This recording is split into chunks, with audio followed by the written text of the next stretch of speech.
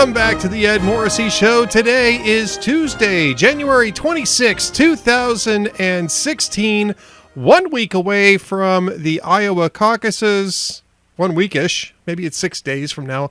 I don't know. I've lost track. But, you know, the guy who can probably straighten me out on this is the prince of Twitter, Andrew Malcolm of Investors Business Daily, at AH Malcolm on the Twitter's. And, of course, investors.com/Andrew Malcolm on the regular websites. Andrew, now, what is your state of mind coming into the Iowa caucuses this year? I need some medicine. I'm really depressed. You know, I've only been writing about politics since 1968, and this is the most bizarre presidential election cycle that I can remember. There have been strange things in other election cycles, but I don't remember any of them being so continuously strange and unpredictable. I'm not saying they should be predictable, but there's a lot of strange behavior going on among the voters, and you can explain it, you know, with their frustration and their anger over the way things have gone the last 7 or 8 years, or maybe even longer. Yeah, and the unresponsiveness of Washington politicians. But wow. When if you look at the arguments, it's hard to understand what the polls are telling us. You're the poll guy, so I count on you to explain them. But well, look. So you're depressed, is what you're telling me. You're bummed yes. out. All right. So it's our job to cheer you up. I was going to go to a depression clinic, but I decided, what's the point of anything anymore? Well, we are here to cheer you up, and you're on vacation, kind of, right? I mean, you're. No, I'm working in the mountains. You're working in the mountains. So okay. Let's get that straight in case my boss is listening. I am working really hard. Yes, all of you at Investors Business Daily. Well, actually, we have the new website, which is up. I don't know if you had a chance to see it. I have not. It's a new redesign, isn't it? It's investors.com, and the addresses are all the same, investors.com/Andrew Malcolm, but completely redesigned with new gizmos and techniques and information, and it's I think it looks very nice. So we're in the process of and we have a new publication system which came in the same time. So we're ironing out the kinks in that, which is why my column for today will appear tomorrow. Well, it looks good. I mean, I just went over to the website, and it must be working because all of the market indexes are up. So, you know, now that investors.com has finally redesigned their website, all of the market indicators are up. You got to go long on investors.com. Stick with us. We'll right. tell you what to do and when. Go long on investors.com. That's the lesson that we take from this. There you go. Yeah. And so Ramirez's cartoons, you know, the color, the reproduction is just amazingly good. Well, everywhere on the pictures, there's a lot more pictures. There's a lot more videos. All kinds of tips. Of course, the main focus is on investing and all the gadgets that our founder William O'Neill has invented to ensure profitability. But the news, the politics, and the editorial pages, which I think are among the best, are probably even the best conservative editorial pages in the country. Very provocative, and they don't pull punches. And I'm now contributing, so I probably shouldn't have said that. But at any rate. No, that's great. Remember what the slogan here is. We're all about shameless self-promotion. Shameless self-promotion. At the Ed Morrissey Show. Show. And I was just telling the editorial board this morning how excited the country is over, there's a new book coming out in April. It's funny you should mention that, Andrew, and it's funny that it comes up at this particular point of the conversation. Yes, indeed. There is a new book coming out. It's called Going Red, coming out in April, mid-April, April 12th. And who's that written by again? Oh, yeah, me. Me, yeah, Me. you. Me, moi. The Ed Morrissey. The Ed Morrissey. Actually, you know what I'm waiting for today? Apparently, the first of the galley copies, like the bound galley copies, are that heading my is way. exciting. That is exciting. I did some books, and my wife Connie edited them all. And when you get the galleys, it's like, whoa, all this work, and now it's in type. And then when you get the copy of the book, and you spent a lot of time, probably alone, maybe with some music on, working very hard, writing this opus, and then you put it out, and it goes out to the world like a child, and it takes on, the thing that amazes me, it takes on a life of its own. Mm-hmm. Yep. And and none of mine were fiction, but I had people writing in afterwards saying, I love the way you put this in here for the symbolism to say this. And I had no intention of doing that. But the book, it becomes a living thing in the lives of other people, which is wonderful. It's great, yeah. They're the ones who paid the money for it.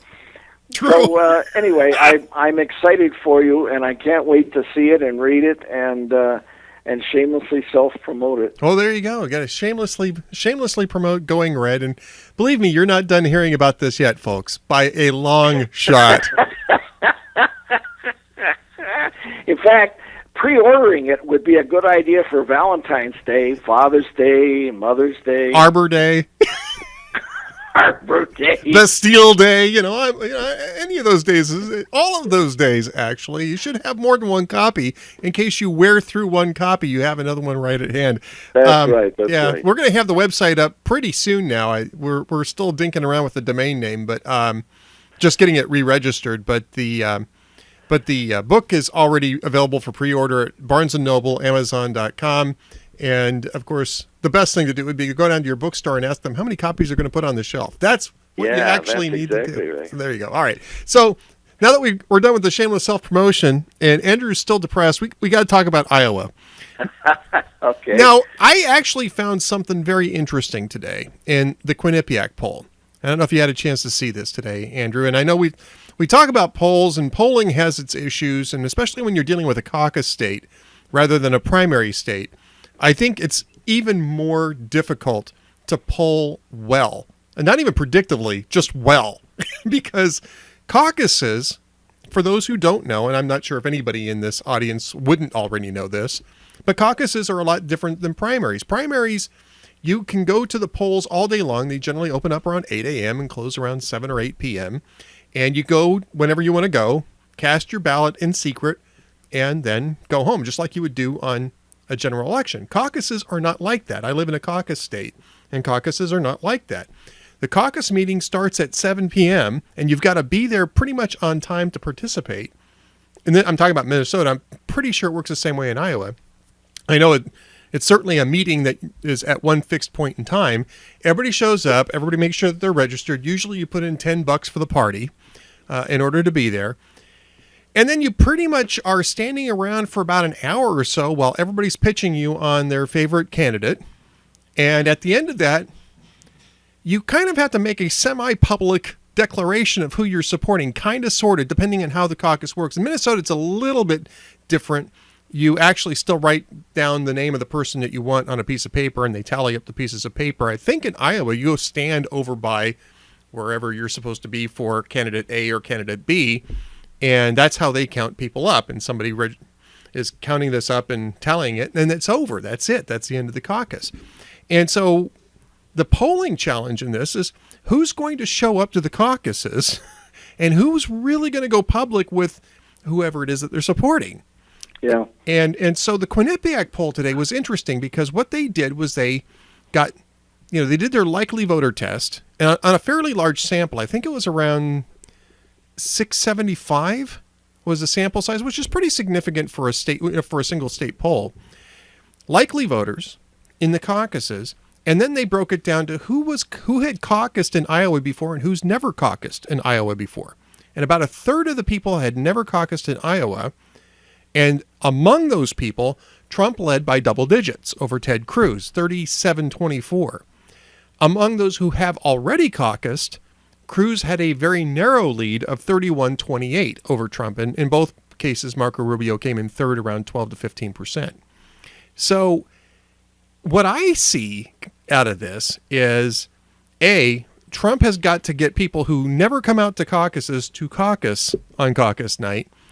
And B, even without that, he's actually in a pretty good position. I mean, coming in a close second in Iowa would probably not be bad because he is expected to really have a strong position in New Hampshire.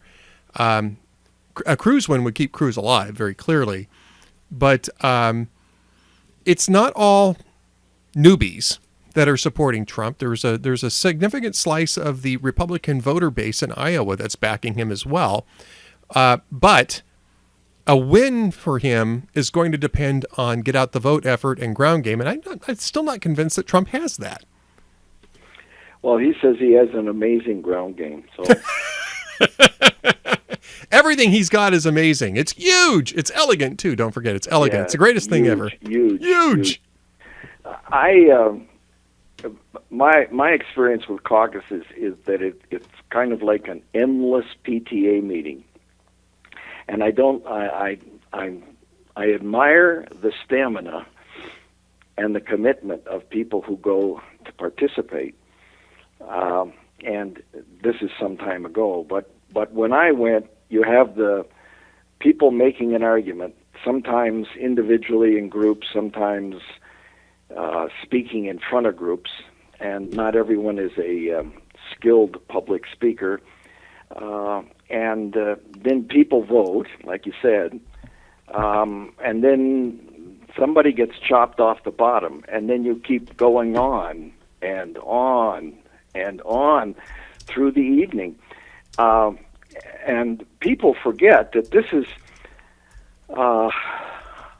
this reminds me of the old Ames straw poll in the sense that these caucuses don't really mean anything. They're picking people to pick people. And people forget that, Andrew, that the delegates aren't assigned until June at the state convention for Iowa. Yeah, so the Iowa straw poll is kind of meaningless. And my recollection is that recent total numbers for the caucuses in Iowa are 130,000, which isn't that many out of a population of 2 million. So you remember Mike Huckabee won, I think he had in 2008 with, 33% of the vote. So if somebody gets a majority, that'll be the big story. I don't think that's going to happen with so many people. And then we move on immediately 1 week to New Hampshire, and then I think it'll be pretty clear after New Hampshire that some people are fading, and they'll probably be put to sleep in South Carolina. We don't say that, Andrew. We don't say that campaigns get put to sleep. What we say is we have taken them to a ranch where they have lots of room to run around and play and never have to work. Yeah, they're suspended in suspended animation, which I guess is an FEC requirement. No one ever says they're dropping out. They say they're suspending because that enables them to continue fundraising, paying their bills and close down. But right. So the caucus, I always said that the caucuses remind me, and actually primaries, remind me of midterms in college. Wow, they are really important at midterms. But come the end of the term, midterms don't matter for Bookus, Yeah. It's the big deal at the end. So the media, they love the horse race, they love the personality clash. I wish I had a penny for every time somebody has attacked somebody. I just wish that the Republicans would be better at presenting their own arguments and shunning the desperation that causes them to attack other people on their same side. Because in the end, there's going to be one. And, 2012, remember Mitt Romney, the vulture capitalist? Well, that wasn't a Democrat term. That was Newt Gingrich's term. Yep. And he pulled it out to win in South Carolina. So, and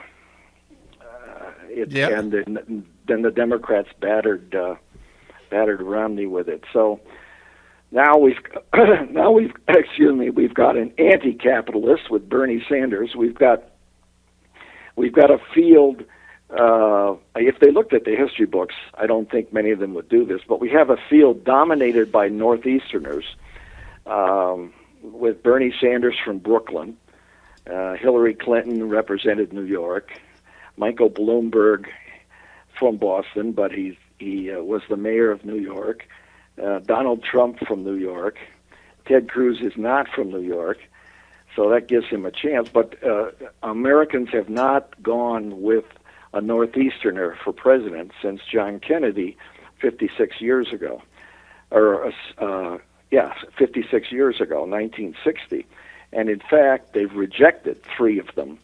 Dukakis in 88, Kerry in 04, and Romney in 12. Yeah. So, and New York mayors of New York who think that they should become president.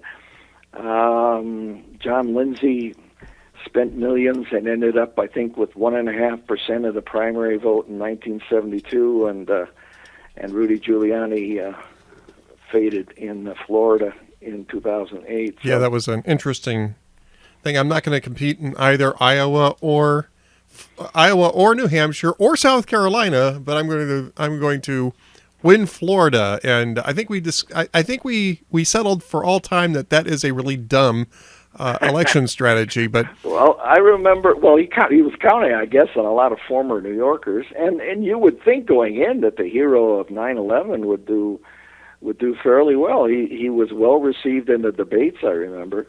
But one day, I think it was a Monday, I did a blog item when I was on the LA Times saying that the Giuliani campaign had put little gifts on the campaign plane seats of reporters, and that was a sign usually that the campaign was folding. And I got a very angry call from his spokesperson saying, "Oh, how dare you!" And of course, the next morning, Giuliani announced that he was quitting. So, I didn't understand that, and I sure as heck do not understand what's going on this time. It's kind of like watching a year or an 18-month-long car crash. You just sort of stand back and go, "What?" And then another car full of clowns comes and crashes into the pile, and it's just inexplicable to me. Not just what the candidates are doing and saying, that's fairly predictable, but how the voters are reacting, and reacting, as Nikki Haley said, on emotion and volume, not really on thinking. I mean, if you were thinking about the issues, there's a number of candidates out here that would not be doing as well as they are now. Well, let's move to a topic that you just discussed here. Michael Bloomberg apparently sending out some signals that he's thinking about jumping in the race. And, I actually kind of take this seriously, because in a normal cycle, even a guy with Bloomberg's wealth would not be able to dent things. But in a cycle like this, frankly, I think he may be regretting not throwing his hat in the Democratic primary earlier, because I think that he may have wound up with the nomination actually over Hillary Clinton. I think he's got those kinds of chops, and he's got tons of money. The guy is worth. Just to give people an idea, I looked this up the other day when this thing first popped up on the radar. I think it was Saturday. The New York Times reported this on Saturday, and they've been apparently Bloomberg has commissioned some polling on the issue to see where he would come in at. And right now he's scoring in the low double digits against either a Trump-Clinton general election or a Trump-Sanders general election, he's scoring about 12, 13%, which is not bad for a guy who's not even in the race. That's just coming at people sort of like, as a surprise. But so I took a look at this, and, Donald Trump was saying that he's worth $10 billion, and Forbes actually puts his net worth somewhere around $4.5 billion. Now that's still... Oh, well, that's it. It's hard times for Donald Trump. I hate it when my net worth drops by $5.5 billion on paper. It's terrible. But he'll muddle through with that $4.5 billion. But I mean, Michael Bloomberg's net worth is around $34.5 billion. And I would say he's got a lot more opportunity to go liquid and spend $1 billion. I mean, that was what the sort of the basis of the New York Times article was anyway, is that Michael Bloomberg's prepared to spend $1 billion to become president if he thinks he can win in an independent bid, because it's too late for him to get in either one of the two primaries. And I actually think that that's doable for him in this particular cycle. If you got Trump on one side, and I'd say either Hillary Clinton or Bernie Sanders, I think Michael Bloomberg ends up pulling more from Democrats than he does from Republicans. But I think he could win some states. I think he could win New York, which would be just a death blow to the Democrats. Might be able to win California, might be able to win Florida, which would be a big problem for Republicans. And then you've got, you've got what, about at least halfway to an electoral college win if you can do those three things. And that's if I'm not mistaken, that's about 135, 140 or so electoral college votes, and you need 270 to win. And if nobody gets a majority, then the decision goes to the House. It does. Where each state gets one vote, and Republicans control 33 state delegations. Yes, they do. And the House is run by the compromise candidate of the Republican establishment. So nobody's going to get a majority in Iowa. And I don't know about New Hampshire. But once some people start falling out, we'll see where their supporters go. If they get on the Trump bandwagon, or if they opt for Cruz. Cruz has been spending a lot of time organizing across the South, from South Carolina right around through Mississippi. So I'll be interested to see. He's got campus representatives all over the region, mobilizing young people. So we'll see what happens. But the Bloomberg entry would definitely make it interesting. He has two things going against him in my private book of odds making. One is he's too short. There you go. And the other one is his name is too long. Something like, I've forgotten, I did the research a few years ago, an overwhelming majority of presidents have names with 7 letters or less. Eisenhower and Washington had the most, but and then of course 2 Roosevelts. But most of them have been Tafts and Clintons and Bushes and even Obama and Carter. So and Bloomberg is what is that? 9 letters? Oh my God! How do you get that into a headline? Beberg? I don't know. Bloomy, yeah. Bloomy. Right. That's for the New York Post. And he's a big nanny state guy. He is. Yeah. I'm not encouraging this, mind you. I'm just saying it's a possibility that I think this particular cycle could produce a legitimate contender from the tycoon class, which would make it really interesting if Trump's the Republican nominee, because then whose tycoon can beat up your tycoon? Sort of, my tycoon can beat up your tycoon. Really. No, my tycoon can beat up your tycoon. That plays into Bernie's argument that we're moving towards an oligarchy, and it does. I mean, it's corrupt corporate class. It's hard to argue otherwise, isn't it? I mean, if you end up with Trump versus Hillary versus Bloomberg, I mean, the argument sort of makes itself. And I think even conservatives would have to scratch their heads and say, you know what, we probably need to start rethinking this process just a wee bit. But Yeah. Yeah, Sanders would, if it was Sanders rather than Clinton, then yeah, you got the you've got the whole class warfare argument going for Bernie Sanders, and I would guess that if Bloomberg actually jumped into the race in say mid-March and Sanders was able to hold his own until then, it might actually push Sanders over the top with the Democrats. But yeah, I mean, I think people are discounting this too quickly. I think that, and somebody said this on Twitter, Andrew, and I can't remember who it was, but I kind of liked the thought process on it, is that Bloomberg may just be a little annoyed that Donald Trump is having so much success when he was a little too chicken to jump into the race himself earlier on, and maybe thinking, hey, look, I mean, if the American public can buy Donald Trump, then I should be a walkover.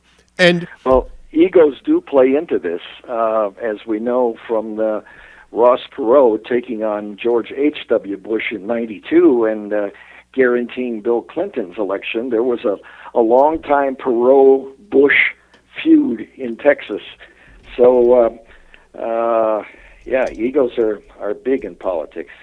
Yeah, well, egos are big, but the other point about this too, and somewhat more seriously, is that Bloomberg has done things that Trump has not to extend his legitimacy as an independent candidate. One is he was mayor of New York for, I think, 3 terms, if I'm not mistaken. Yeah, he was 3. In fact, he had the term limit law changed to allow him to run a third time.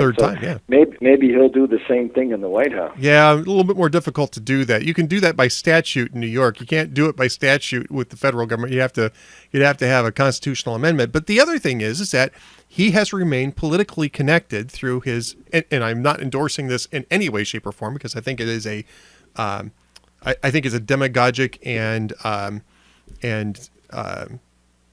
dangerous enterprise, but the Everytown thing that is trying to impose gun control, he's remained very connected and very much so on the left, but still very politically connected, very politically active. He's got a national network with that. It's not just a New York network. It's a national network that he could tap into very easily if he wanted to convert that into, or not convert it because that doesn't sound right, but if he wanted to leverage that into a national campaign, yeah, the ability's there. He should be able to do that fairly simply, especially when he's got, $1 billion or so floating around in the seat cushions of his penthouse suite that he can stick into a campaign. I saw the Neil Cavuto, or I guess Fox ran the Neil Cavuto interview from 2014, in which Bloomberg dismissed any possibility that a third-party candidate could do well,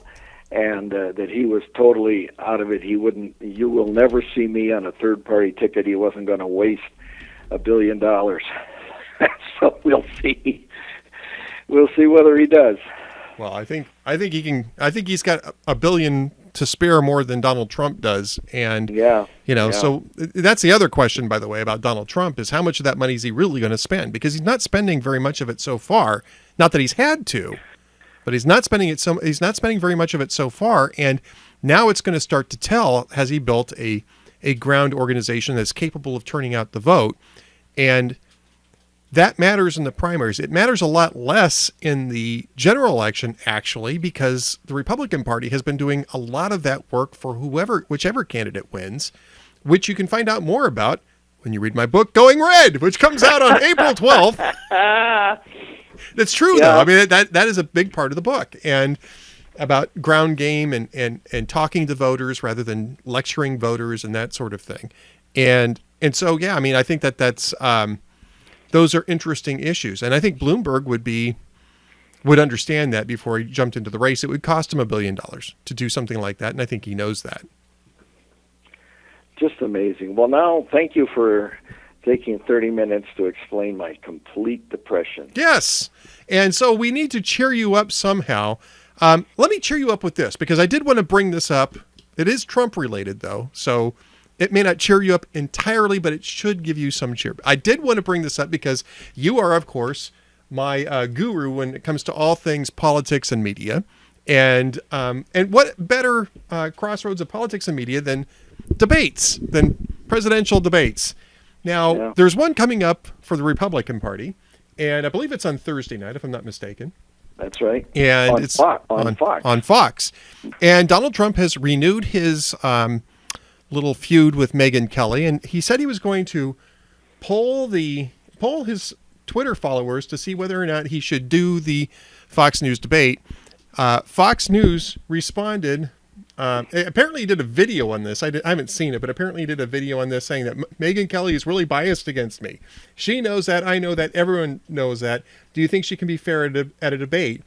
So this is Fox News' response, Andrew, and I'm going to read it word for word because it's kind of amusing here. No, it's a good one. We learned from a secret back channel that the Ayatollah and Putin both intend to treat Donald Trump unfairly when they meet with him if he becomes president. A nefarious source tells us that Trump has his own secret plan to replace the cabinet with his Twitter followers to see if he should even go to those meetings. Fox continued by saying it was surprised that Trump, and this is a quote, surprised he's willing to show that much fear about being questioned by Megyn Kelly. End quote. She has no conflict. No. Yeah. Well, his outrageous statements about her menstrual cycle and other things, they strike me as disqualifying, but it doesn't seem to matter to Trumpistas, and they just go on liking him because this reminds me actually of 2007 and 8, where Obama allowed people to see in him everything they wanted to see in him. And as long as you don't contradict people's dreams and hopes, that turned out well for him 2 times. Trump, without getting specific, which could very well alienate some people, he's just being Trump. And number one, it's entertaining. He didn't have as long in television as Ronald Reagan did, but it's excellent training for communicating through electrons on your screen. He knows beautifully how to play the media. Fox's initial response was, "Thank you, Mr. Trump, for helping gin up interest in Thursday night's debate." And I think that's probably true. Yeah. Cranky T-Rex is making the same argument, is that basically he brings ratings, which is the reason why, he gets as much coverage as he does. People are interested in what he has to say, so they're covering it. I don't think that that's necessarily illegitimate either. I mean, we've talked about this before. People are interested in what Donald Trump has to say, and so the media is covering it because there's interest, and they're being rewarded for that interest by ratings, which means that the incentives remain in place to continue doing that. I know that frustrates other Republican candidates. I know it frustrates other Republicans, but I mean, that's a market choice. I mean, if you're a free market kind of person, you got to look at that and say, well, look, I mean, what are they supposed to do? Not cover the guy? Not give him. You make a very legitimate point. I'm not sure that we need as much asking of every other candidate what they think of Trump. I agree with that. Yeah. How Senator Rubio, how would your plans differ from Trump's, as opposed to Donald Trump says you're a loser? What do you have to say? It would elevate the discourse, and I realize that the media does not see that as its job. So, well, it would, and I mean, that's one of the things that the CNBC debate created so much, controversy over, is because that's what the CNBC moderators were doing for like the first half hour of the show. Donald Trump has said ridiculous things. What do you say about this? Donald Trump, are you a comic book candidate or whatever it was, a clown candidate or something like that? And Reince Priebus responded by kicking NBC out of all the debates this year after that. And I see that NBC and the union leader have gone together on an unauthorized debate in New Hampshire for Democrats. For Democrats, right. The union leader, of course, was bounced out of one of the Republican debates, too, because they issued a denunciation of Trump. And then National Review issued a denunciation of Trump as a candidate, and they got booted out of one of the debates, which I think it's legitimate for National Review and Union Leader to do it. And I think it was a legitimate response from the RNC saying, look, if you're going to denounce one of the candidates and declare that you're unalterably opposed to them no matter what, then actually probably not a good choice as a debate moderator. I don't think National Review worries too much about that. They're having some of their best traffic this week that they've ever had on the basis of that controversy. And I would imagine the Union Leader probably had the same thing. But it's interesting to see that they're delving into the Democratic side. Is Salem in on upcoming debates? CNN debates. We're partnered with CNN on the next CNN debates, and I'm not sure when those are. They've got a couple more scheduled, and we are still CNN's broadcast partner on those. Okay. In fact, I think the February 25th one in Houston, which is the one that the National Review got kicked out of, when NBC got kicked out of it, it got switched to CNN, and it was going to be both National Review and Salem Media Group as the partners because they wanted to maintain the National Review connection until National Review did their Against Trump issue, and that's when National Review was told that they weren't going to be included as moderators. And I have to say, I actually don't think that there would have been a problem with National Review being on the moderator panel. I think that those guys are professionals, and they would have handled it professionally, and they would not have unfairly targeted Donald Trump because I know a lot of those guys, and they're professionals, and I don't think that there would have been any issues with that. I still understand why Reince Priebus did what he did, but I think that's because of the precedent he'd already set with NBC and the Union Leader. But I think that National Review is ethical enough to where that wouldn't have been an issue. That's just my 2 bits on that. I agree. That's my pithy response. There you go. And speaking of pithy, may as well go ahead and get it started here because we are going to do yet another, and I'm stalling because I don't have the thing queued up yet. There we go.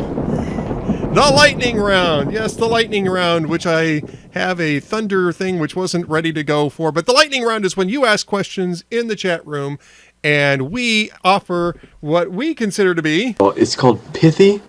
It's never called pithy. It's an aspiration, which is not butt sweat, by the way, but is an aspirational goal. Did you see that Ted Cruz thing, the young Ted Cruz video?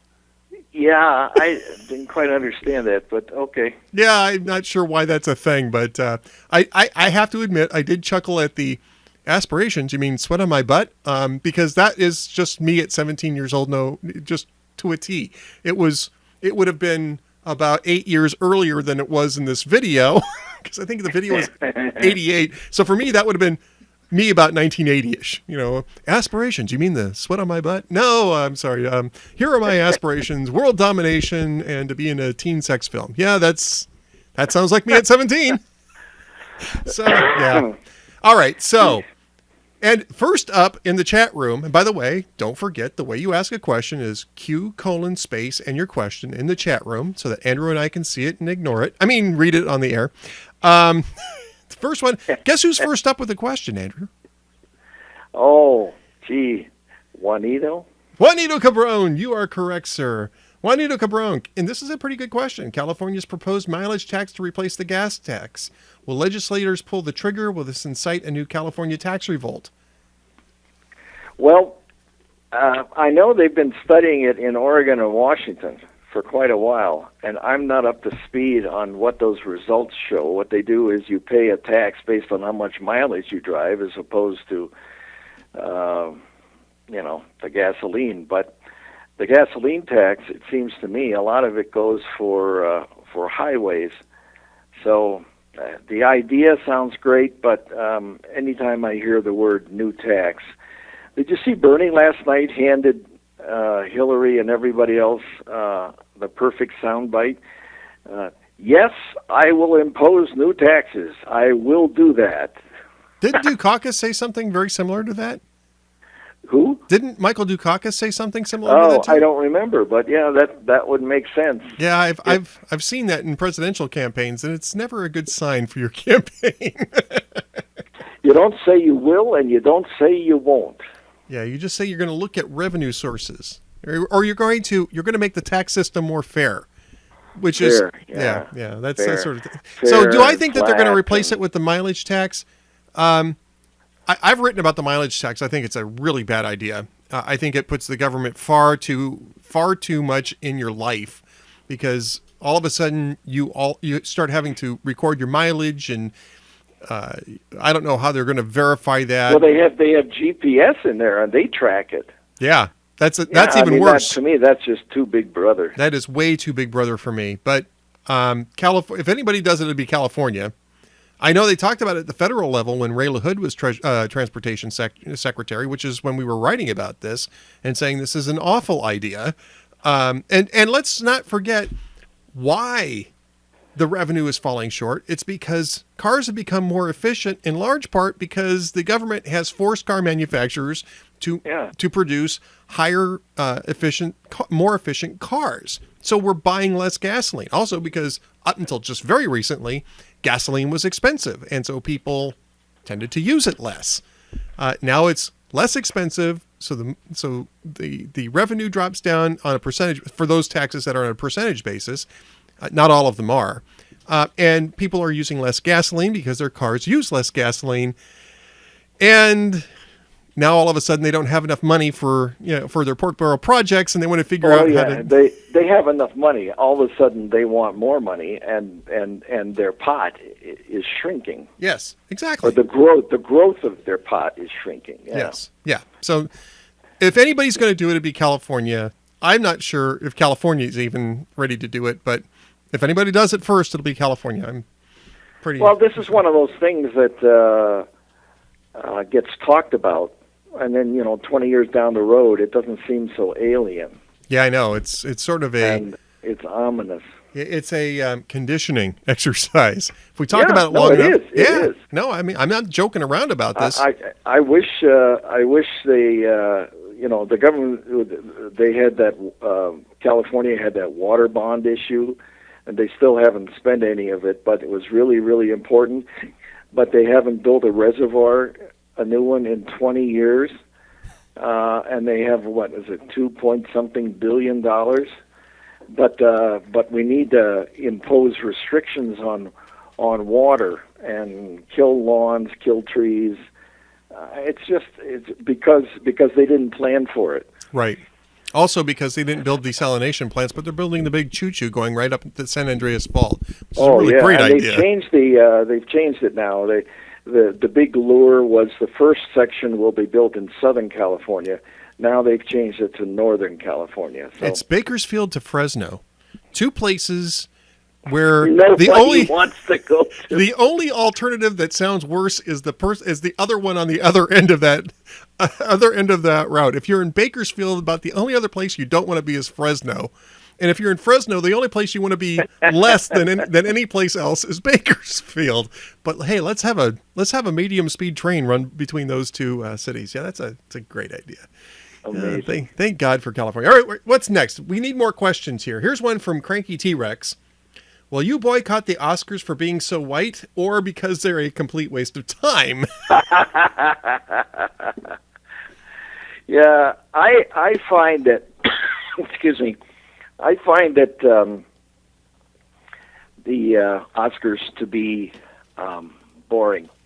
I can't abide them. I know a lot of people like to watch it, but people celebrating themselves, giving each other awards, and hailing their good. It's the same thing with the journalism prizes. I'm not. It doesn't seem to me to be age appropriate.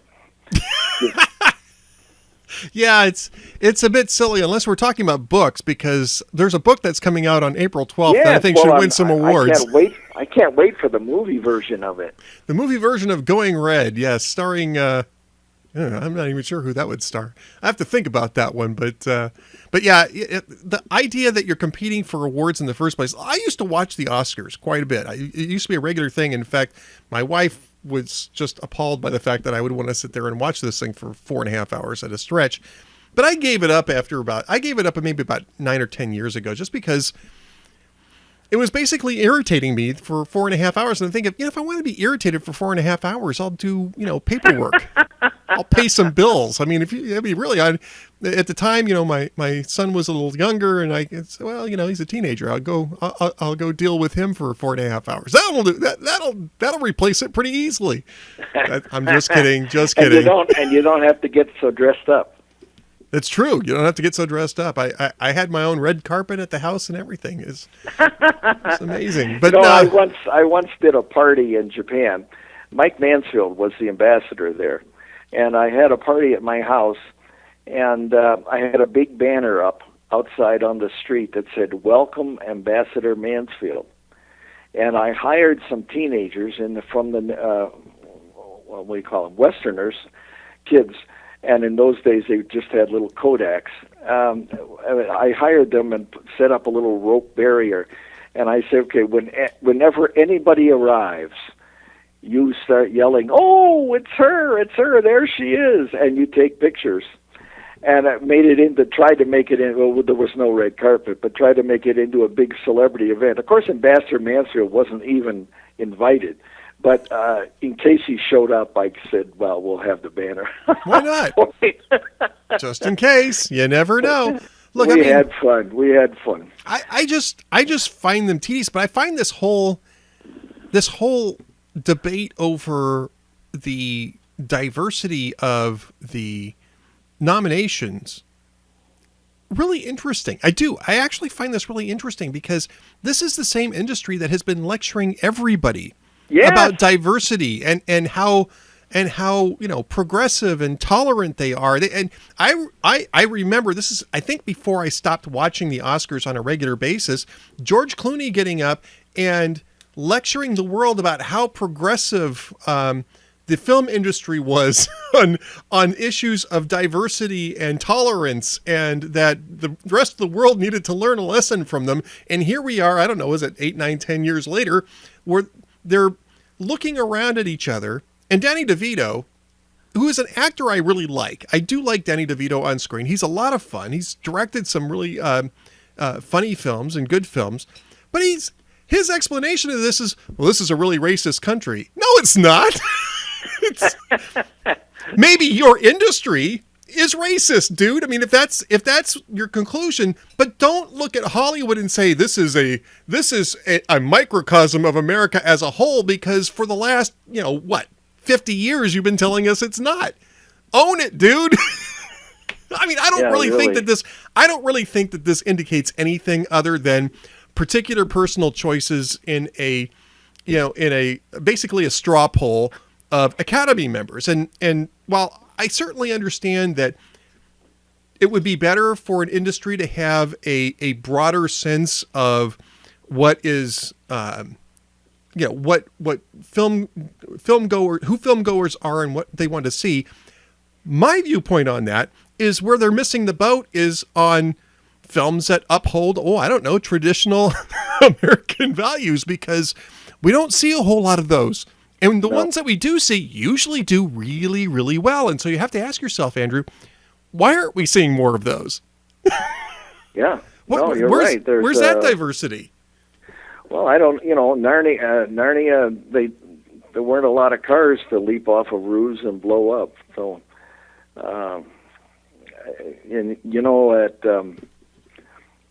that series of films, that was financed by the guy who owns the Lakers and Staples Center. Yeah. And the Kings. Yeah. Yeah. All right, so next question up from Indie Dog. Are you still upset over the failure of the Trump shuttle, Trump vodka, Trump steaks, Trump mortgage, Trump ice, and the Tour de Trump, not to mention Trump casinos in Atlantic City, et cetera, et cetera, et cetera? No, I'm not upset over it. I mean, it doesn't mean I want to vote for the guy either, but I don't know if I describe myself as upset over them. I think that there are certainly good data points for how well somebody's managed to meet their commitments, but your mileage may vary. I don't know. Andrew, you? Yeah, no, I'm not the least bit concerned about it. I do think that the bankruptcies and some of the other doodahs are indicative of certain personal traits or characteristics and behavior, but everybody has to factor that into their own judgment process. And so far, we've had detailed coverage of Marco Rubio buying a boat, shoes that somebody found interesting. And I don't know if you saw last week, it was one of the funniest things on Twitter recently, is the hashtag Rubio crime spree. Oh, yeah, I participated in that one. That one was fun. Yeah, you did. I just absolutely loved that. My contribution was once cut off the mattress tag that says "Do not remove." But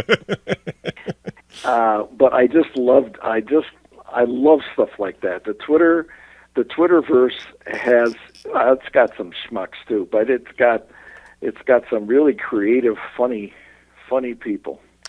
It does indeed. Next question up, Andrew, and this one's a little bit more serious. If the FBI determines that it's got enough information or if it's got enough evidence that warrants an indictment for Hillary Clinton and or her aides, and the Department of Justice refuses to follow through on it, what does the FBI do then? Do they go public? Do they play good soldier? I think, we haven't had any trouble, I don't think, learning from leaks from the FBI what trails they're pursuing, that they're now looking at aides, that in fact they were able to recover much of the deleted material, that it was a shoddy wiping job. You mean like with a cloth?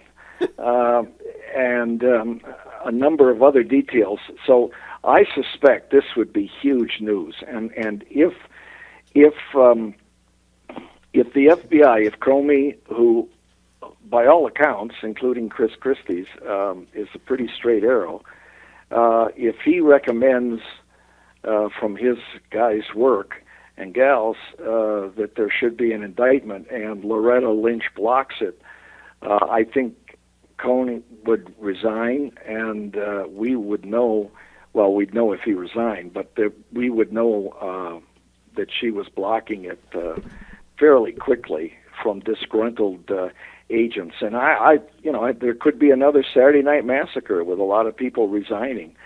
That would be a huge mess.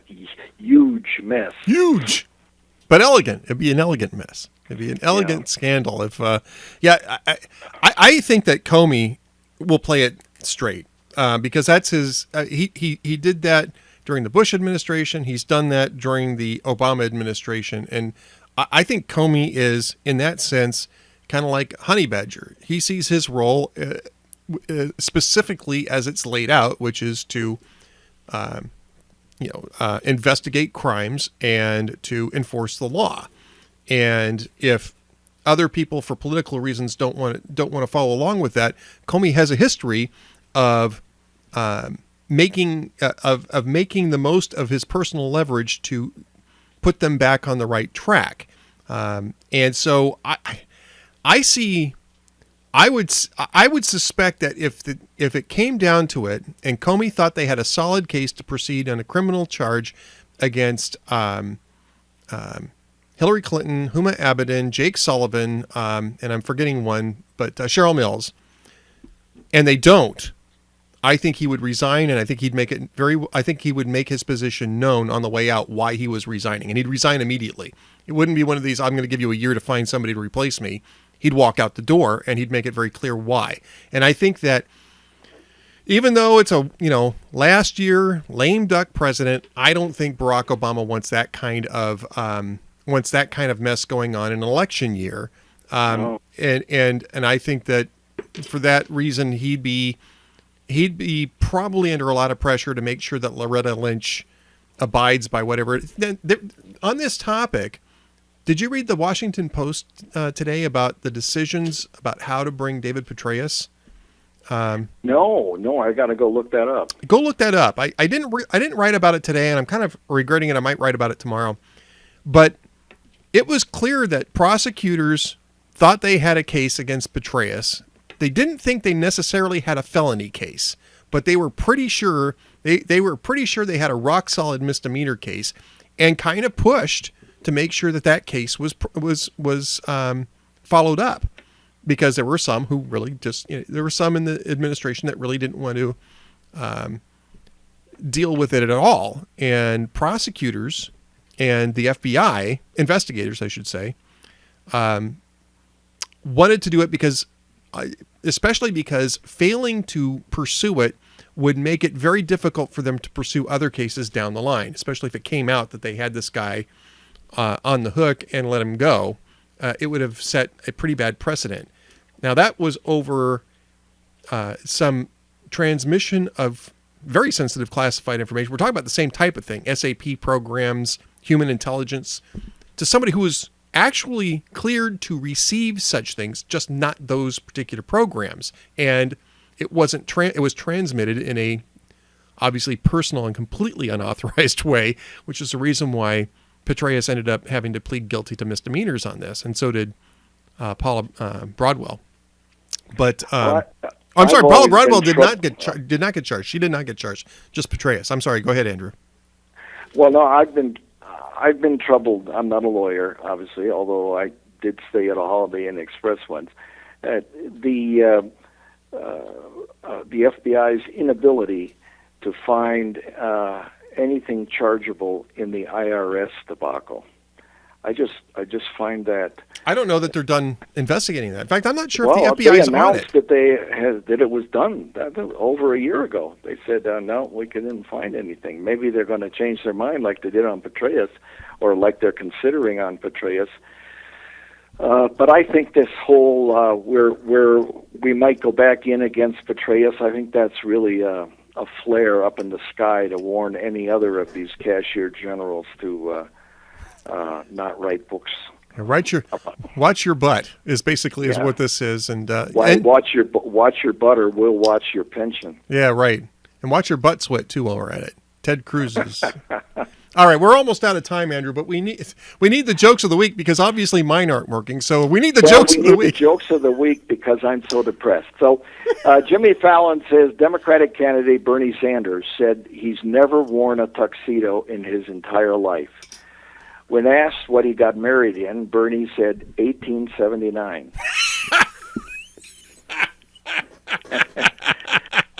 Seth Meyers says that burger chain White Castle is offering dinner reservations for Valentine's Day. It's the perfect way to tell the person you love that you don't. Yeah, really it is. This one will resonate with you. Conan says that Donald Trump praised the Bible as an amazing book, saying there's nothing like it. Of course, Trump changed his mind the minute he found out the book is full of Middle Easterners. And finally, Donald Trump got the endorsement of Sarah Palin. And when he heard about that, President John McCain said, "Well, then you're all set."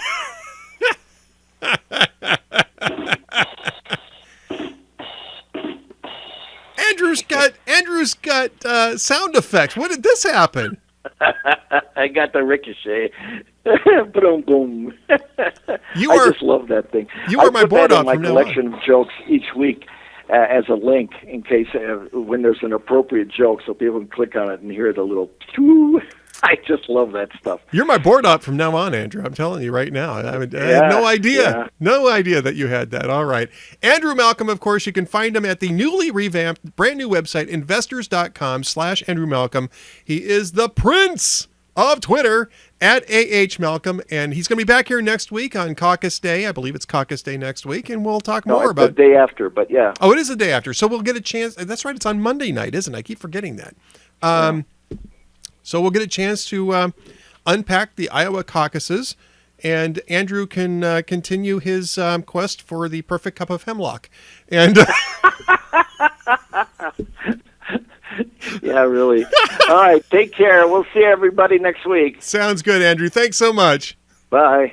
All right, we're going to go ahead and move on here to Shikha Dalmia, and I just need to bring up her number here. Shikha is a senior editor at Reason.com, and she's got a very interesting analysis of the Flint water supply crisis that's going on. And definitely want to bring her in to discuss that because... Hello. Hello, Shikha, Dalmia. This is Ed Morrissey, and we're live on the air. How are you? I'm good. How are you, Ed? I am very good. Thank you so much for spending a little time with us today on a complicated story. Very complicated. The water crisis in Flint, Michigan has so many layers of failure to it that honestly, you can pretty much go all the way from the federal government down to the local officials and everybody. It's like Murder on the Orient Express. Everybody did it. And you can blame pretty much anywhere up and down the line. That's right. But you had an interesting take on this. One of the things that's being blamed is budget cuts, but that's not really what you, according to your essay today at Reason.com, which is linked, by the way, in the show post, folks, and I linked it earlier in a regular post. That's not actually the complete explanation, is it? No, it is not. If you look at the standard liberal narrative on this, it's like this. They say the city was in financial difficulty. An emergency manager was appointed by the governor of Michigan, and lo and behold, what did the emergency manager do? He wanted to cut costs, and so therefore he switched Flint from the more expensive Detroit water system to the less expensive Flint River system. That's actually a huge oversimplification. The real story is that Flint was switched. It was actually switched from the Detroit water system to this new water system called the Karen-Gondi water system that was being developed by Genesee County, in which Flint is located. Now, this Karen-Gondi system was much more expensive than the Detroit system, and actually the governor and the treasurer and everybody who was involved in the decision making at that time actually knew it was more expensive. So the question is, why would they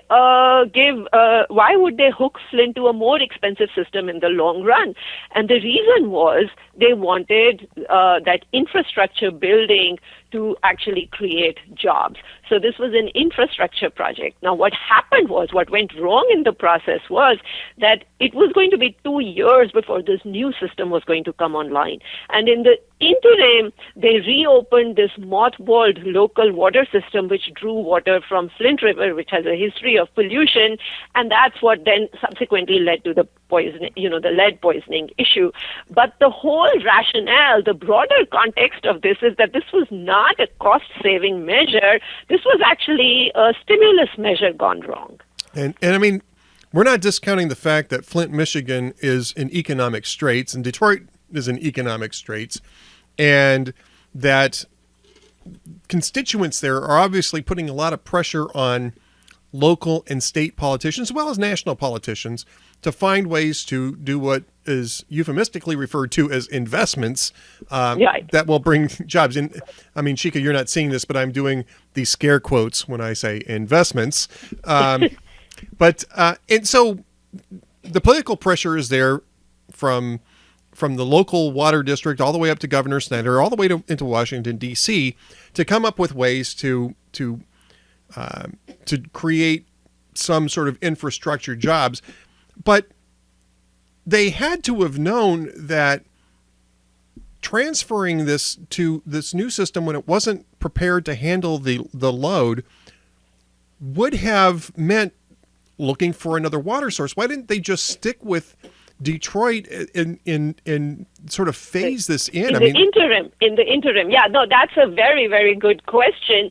And I think that's where the liberals have like a slight point, although it's a very small point. For those 2 years on the interim system, when they cut their contract with Detroit, actually there's a lot of dispute about who cut whom off, whether Detroit cut Flint off or Flint cut Detroit off. But for those 2 years, they felt that it would be cheaper to get water from the Flint River system. Now, that's technically true that it would have been cheaper, except that, they did not know, neither the local authorities nor the governor's office, nor the DEQ in Michigan knew what was necessary to keep that water safe and drinkable, and exactly what kind of treatment that needed to be done. And, that decision turned out to be, where the government failed at many, many, many levels, because the DEQ did not advise them properly, did not tell them to do the kind of phosphorus treatment that is necessary to prevent lead pipes from leaching into the water as it flows through it. That water was a little more toxic to begin with, and the treatment they were using, to make it drinkable, actually to some extent caused leaching from the lead pipes, and it caused other problems. There was an excess of this byproduct of cleaning, which was also causing health problems. So they just, that's where the multiple levels of failure actually happened. That EPA, which should have been on the ball, giving proper oversight to DEQ, completely missed the boat. In fact, there was an internal EPA official who was telling the EPA way back in February that, listen, this water is not being treated for lead, and it really needs to be. And by June, he had produced a conclusive study saying that, look, this is what's happening. And the EPA simply blew him off for a very long time, would not share that information with the local, citizens, with residents of Flint. They are now claiming, the EPA, and over this, the EPA regional head, Susan Hedman, has had to resign. She just sat on her backside and said, this was not our job to communicate with the public. This was the DEQ's job. We have to maintain proper lines of communication. Seriously, here are people who are getting poisoned, and you're worrying about your lines of communication. For months they're getting poisoned. Yeah, for months. And it was just unconscionable. Then the way the DEQ was testing this water, that was all wrong. They were flushing these lead pipes, partly as a result of this, this ambiguous standard that the EPA has. Before, the water samples, when they went to collect the water samples from people's taps, they were telling them to flush them the night before, but what that did was that diminished the lead amount that was showing up. So the DEQ tests were flawed. EPA's oversight was highly, highly wanting. But here, if you really want to get mad at this, here's the kicker. You know how much it would have cost them to just prophylactically, preemptively treat this water with phosphorus? $45,000 a year. That is all. $45,000 a year is all that would have cost them. They should have been just doing it, no matter what. Right. That is just such little money that there should have been no second thoughts about adding phosphorus. All right, and yet there was DEQ when it was told there might be extra lead. Instead of just saying, okay, now we are going to do phosphorus treatment, they started this year-long Sherlock Holmes type investigation. Well, we are first going to check and see if there's excessive lead. Look, if a private company had behaved in this way, they would have been out of business by now. They would have been sued into oblivion and possibly criminally charged. But, that $45,000 would have really eaten into a study on the sex life of fruit flies. So I can't understand why... And here's the thing, Shikha, Reason is a terrific magazine, libertarian, sensible libertarian magazine. I love it. I don't always agree with it, but I love it. It's well written. It's well presented. Just absolutely. You're a man of very good taste. Yeah, well, yeah, I thought you'd think so. So there you go. But you need some. I believe that there are things that government can and should do, and this is one of them. Water quality is one of those things that really government should be doing, or at least it should be certifying. I mean, you can have private contractors working in this space, but I think that this is something that has to be done for the safety. It's a safety issue for people, and it's something government should be involved in. It's harder to make that argument now, of course, because of everything that's happened at all levels of government here, but there is no accountability here. I mean, right? No, I don't at all disagree with you here, Ed. I mean, but look, I am not opposed to the government standing some broad regulations, right? Right. That yes. You have to create. Drinking water should be safe, and it should not have excessive this, that, or the other. That is fine. What doesn't work is this very command and control structure where you have Clearly. these very pecunish, very minute regulations coming from, the EPA in Washington, which are then flow down to the regional EPA offices, which then are communicated to, state agencies like the Michigan Department of Environmental Quality, which completely fell on the ball here, dropped Right. the ball here. So that kind of command and control doesn't work. I think what we need is a regulatory paradigm shift in this country where there are some broad regulations, there are some broad expectations from government entities or private entities that are serving customers that things are going to work, that they are going to be safe. And when they are not, they have to be penalized for that through Yes. tort action lawsuits, through class action lawsuits, through all kinds of penalties. But this trying to preempt this stuff without internalizing these incentives and expecting a mammoth bureaucracy to be able to do that, I think is a huge mistake. Things keep falling through the cracks, which is what has happened over here, and you'll never get complete public safety. I mean, you'll never get complete public safety, but you won't get sizable improvements in public safety. No, I agree with you on that, Shikha. And, this is the second major embarrassment in the last, 6 months for the EPA. I mean, they were the ones that went into the Amherst River and it's the Amherst River, I think it was, in the Colorado situation? Yeah, in Colorado. And they breached, Yeah. they had the people out there saying, don't touch this stuff because Right. there's Yeah. 3 million gallons of tainted water in here that is being barricaded with these berms. And they went in and tampered with it anyway, breached the berms, and they completely, it was both the Amherst River and then it flowed into the, I can't think of the other river now, but it went into New Mexico. And this is the second time where... Well, actually, it is the third time. The other big issue that is, brewing right now is in the LA area where there's been a massive natural gas leak. And the EPA has completely fallen on the job over there as well. So, and there it was a, private utility which is in question over there. But look, the difference between the situation, in California and Michigan is that private utility is going to be sued up the wazoo because they are not protected by sovereign immunity. Right. Whereas here in Michigan, although there is a class action lawsuit, Reuters had a story this morning that all the big law firms are actually shying away from it because they don't think they'll ever be able to really collect much Right. I mean, from the local officials over here, authorities over here. This is what I mean, I'm not a lawyer, Shikha, but this is what I consider to be the first rule of law. Don't sue poor people.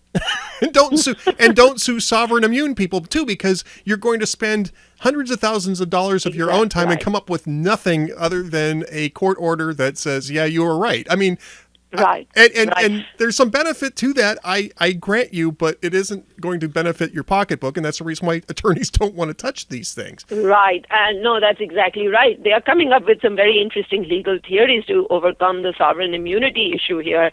They're claiming that the government did not provide them equal protection under the U.S. Constitution. And that seems like a pretty big stretch to me. The problem is that since, whatever the outcome, they are not going to be able to collect hell of a lot because, look, who are they collecting ultimately from? They are collecting from the citizens of Michigan. Right, That's what exactly. sovereign immunity is. So you are basically, forcing local taxpayers to make up for a problem that the government has created. Now, this I'm is not sure that is an advance for humankind, frankly, to do that either. Yeah, I think you're right. I mean, the true solution to this is political. You get rid of the people who were involved in this, Right. and I mean, you don't spare anybody in your piece, and rightfully so. You Rick Snyder, Governor Rick Snyder, I should mention, the EPA, local officials, the Detroit Environmental Quality Board, the people in Flint, Michigan. Everybody, everybody screwed this one up. Everybody screwed this And up everybody because- should pay a price for that, a political price, if nothing else. And really, Right. honestly, the political price is the most appropriate price to pay for this. Now, are you seeing any hints that this is not just a single issue, or are there other communities that are at risk with this type of thing? Well, it's not clear yet. I mean, I doubt it, because this is a very specific problem emerging from this very specific source of water, right? The Flint River, Yep. which was polluted to begin with and then was not treated properly. And Flint was in this very peculiar situation where, it was switching its water source, its water provider. So, I mean, here is the interesting thing. Even as Flint cut itself off from Detroit, in the interim, the rest of the Genesee County, which is also going to switch from Detroit to this new, water system that they are creating, continued to be served by Detroit. And the reason was that the rest of the Genesee County did not have this local water system that had been sitting mothballed, that could be reopened. And because they didn't have what was considered this underutilized asset, that the rest of the county is being served just fine by the Detroit water. So this is kind of like a localized issue, in my view. It's not that there are not other lead pollution problems elsewhere from other sources, but right now I don't think this is a general problem in Genesee County or in Michigan.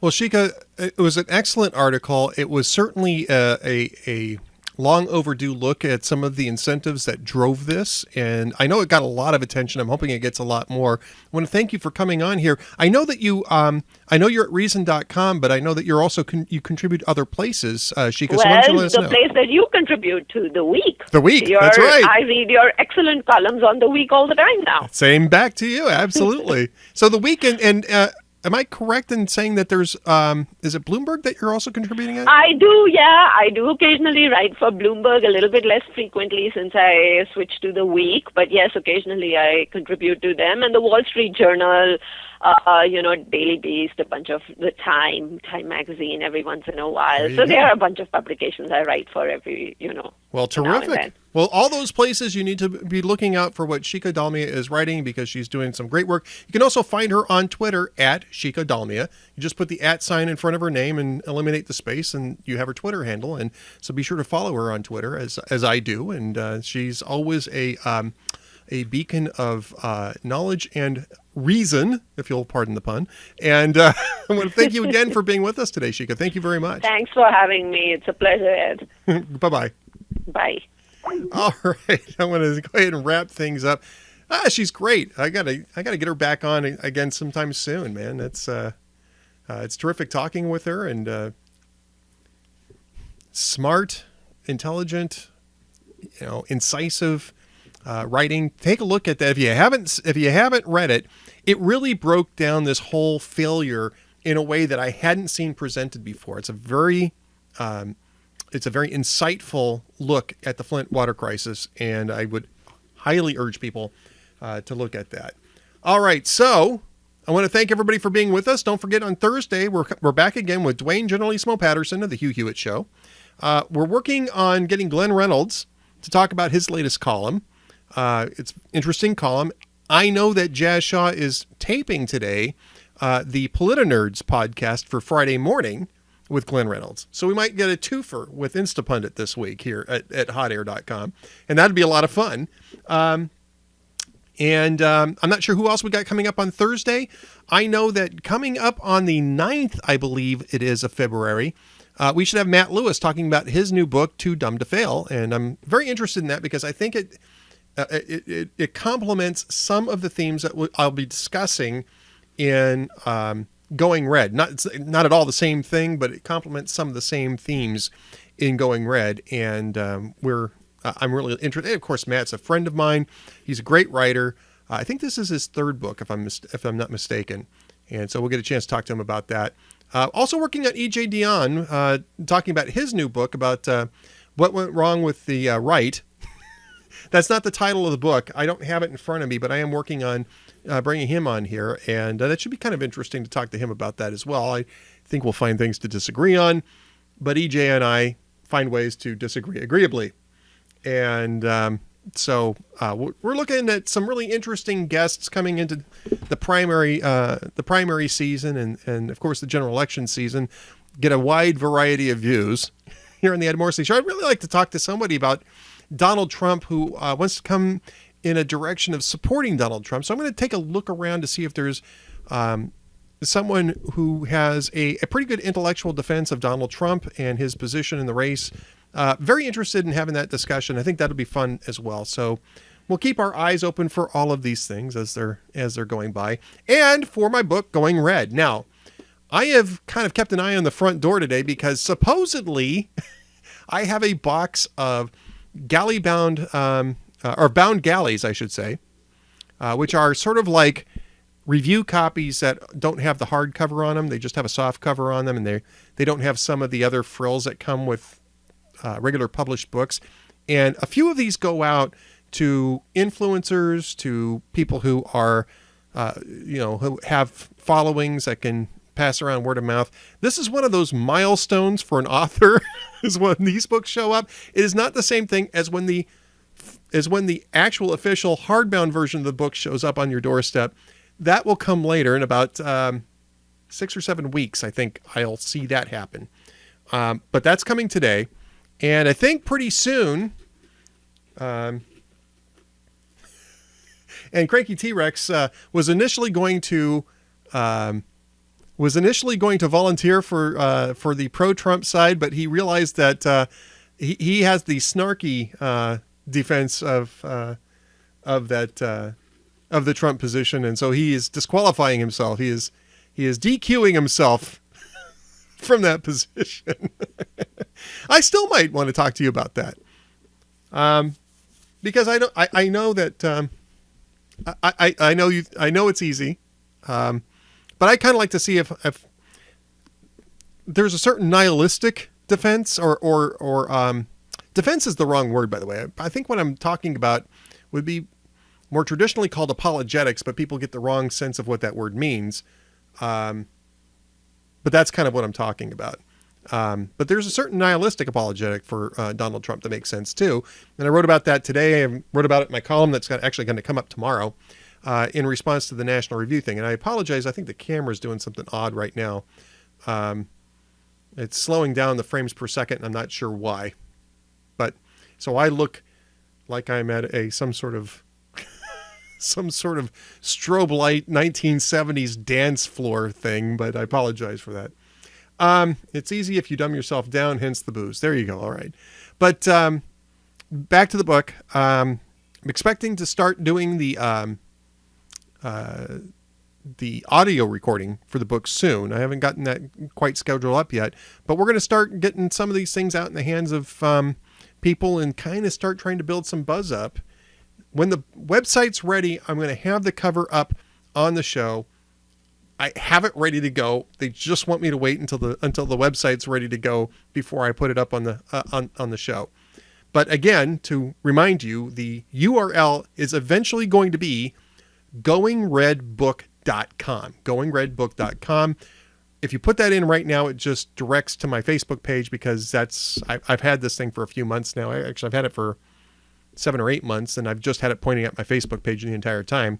Once the domain is successfully transferred, which is kind of issues on that right now, some technical issues, but once that's successfully transferred, it will point to the book website, or to a construction page first, and then eventually to the book's website. And we're hoping to have that up by February 1st.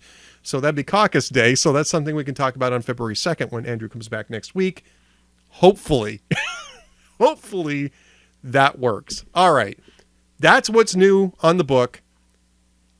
Keep that in mind. We're going to have lots more to talk about on the book as we go along. All right. I want to thank the folks in the chat room.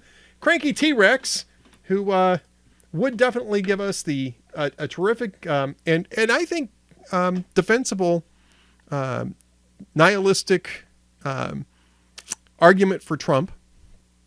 He's also the guy who runs the chat room.